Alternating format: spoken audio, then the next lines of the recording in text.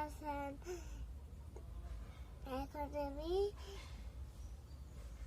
10 টাকার পরিমাণ দুধ নিয়েছি। এখন আমি দুধ দিয়ে আইসক্রিম বানাবো। এই গরমে দিয়ে দুধ আইসক্রিম খেলে চলে?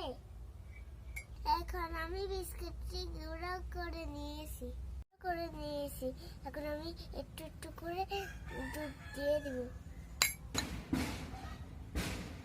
এখন বিস্কুটটা আমি গুঁড়ো করার পরে দুধটা দেওয়ানোর পরে পানি করে নিয়েছি। এখন আমি গুঁড়োটা দিয়ে দুধটা মিশিয়ে দিয়েছি।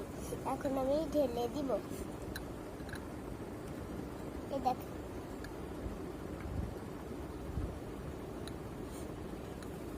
আমার আইসক্রিমটা হয়ে গেছে। এই বিস্কুটের সঙ্গে ফ্রিজে রাখার পর 1 ঘন্টা।